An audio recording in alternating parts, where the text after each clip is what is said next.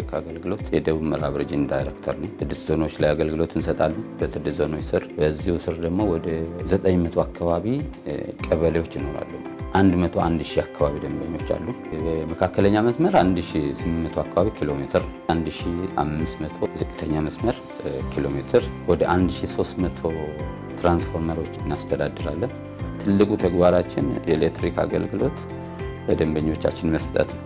በክልላችን 3 የገበታ ለሀገር ፕሮጀክቶች አሉ። እነዚህ ፕሮጀክቶችን አገልግሎት ለመስጠት ችለናል። ብዙ የደከምንባቸው በጣም ውጤት ደግሞ ያመጣንባቸው ስራዎች ናቸው። ሀላላ ኬላ ነው። ሀላላ ኬላ በክልላችን ስር ይገኛል። ሀላላ ኬላው 40 ኪሎ ሜትር የመካከለኛ መስመር ዘርግተን አገልግሎት መስጠት ችለናል። ከጊቤ 3 መስመር ስበን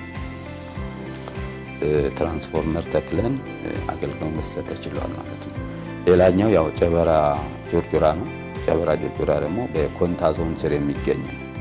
በዛው በተመሳሳይ መስመር ተዘርግተው ትራንስፎርመር ተክለን አገልግሎት መስጠት ተችሏል።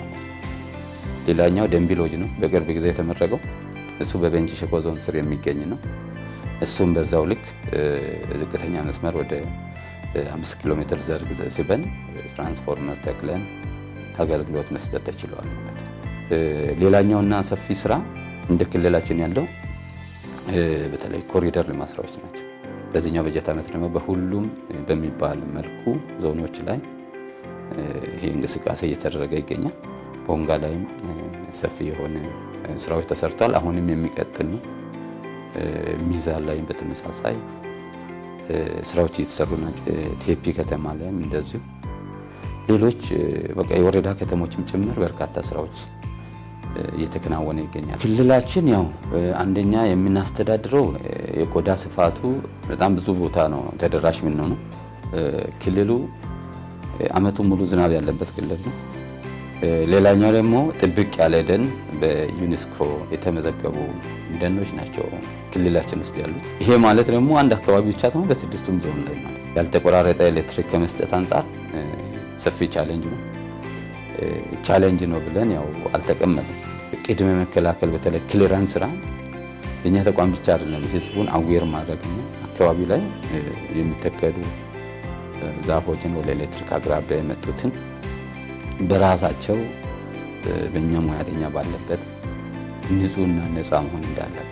ኤሌክትሪክ ያው ባዕድ ነገር አይፈልግም፣ ነፃ የሆነ ኤሌክትሪክ ነው የሚፈልገው። ይሄን ለመስጠት ደግሞ ግንዛቤ ስራ በመሰራቱ ነው አሁን ባለው ሁኔታ ትንሽ የተሻሻለ ነገር ያየነው። በቀጣይም ደግሞ ይሄ ይቀጥላል ማለት ነው። ዝናብ ከመብዛቱ በፊት መሰራት ያለባቸው ስራዎችን የቅድመ መከላከያ ስራዎችን በመስራት በዚህ አይነት ሁኔታ ነው አገልግሎት እየተሰጠ ያለው። ይሄም ወደፊት ያው ተጠናክሮ የሚቀጥል ይሆናል። ትራንስፎርመር ፈታና ውስጡ ያለው ኮይል ይወሰዳል። እንደዚሁም የኤሌክትሪክ ምሰሶ ኮንክሪት ውስጥ ያሉ ብረቶቹንም ለመውሰድ የሚደረጉ ሙከራዎች አሉ። በተጨማሪ ደግሞ አንዳንድ ኤሌክትሪከኛን አልፎ ሄደ በሚልም ፖሎቹ በመጋዝ የመቆረጥ እድሎች ይኖራሉ። ከዚህ ጋር ተያይዘው ኦልሞስት አስተማሪ የሚባል ስራ ተሰርቷል። የአካባቢ ማህበረሰብ ለዚህ በጣም ደግሞ ንቁ ነው። እዚህ አይነት ነገር ብዙም አይታገስም። እኛ ቁጥጥር በላይ በእንዱ ከሆነ መረጃ የሚሰጡን ተጠቃሚ ማህበረሰብ ነው። በዛ ሂደት ውስጥ ያው የጸጥታ ኃይሉ ብዙ አግዘውን ደግፈውን እጅግ በጣም የቀነሰበት ነው። ቋም ሲመራ በአንድ ክልል ወይም በአንድ በስራ ክፍል የሚመራ አይደለም። የሁሉም ይገዛ ይፈልጋል።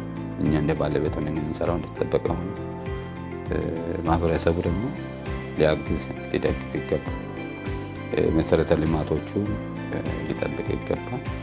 በየቦታ ብዙ ኪሎ ሜትር ነው ተደራሽ ምን ነው ጫካ ውስጥ ምን እንደሚፈጠራና እዛ አካባቢ ላይ የሚያይ ማህበረሰብ በጋራ ንብረት የኔ ነው ብሎ የሚታገዝ ከሆነ አምሳል ሆኖ ይቀላል። ሁሉ ችግሩ ከተፈጠረ አቅራቢያ ላለው አገልግሎት መስጠት፣ ማሳየት፣ መረጃውን ማቃበል፣ አጭር ጊዜ ውስጥ ጉዳት የደረሰበት ከሆነ ጠግኖ ወደ አገልግሎት መስጠት ይቻላል ማለት ነው። ይሄ ተቋም ገቢ ሰብስቦ ቀጣይ ደግሞ ኤሌክትሪክ ተደራሽ ያለው አካባቢዎች ማዳረስ አለበት። ትራንስፎርመር አዳዲስ መትከል አለበት። ቅድም ያልናቸው የመመለሰው ግንባታ ስራዎች መሰራት አለባቸው። ዘመኑ የሚመጥኑ አገልግሎት ለመስጠት ፋይናንስ ግድ ነው። ከስተመሮቻችን የተጠቀሙበትን ኤሌክትሪክ ፍጆታ በወቅቱ ቢከፍሉ፣ ክልላችን ልዩ የሚያደርገው ያው ጥብቅ ያለ ደን ያለበት ስለሆነ በሬጅና በተቋማችን የክልሉን ነባራዊ ሁኔታ ያገናዘቡ ኔትወርኮች እንዲኖሩ እገዛና ድጋፍ ቢደረግልን ያልተቆራረጠ ኤሌክትሪክ አገልግሎት ለህዝቡ መስጠት እንችላለን የሚል ሀሳብ ነው ያለን።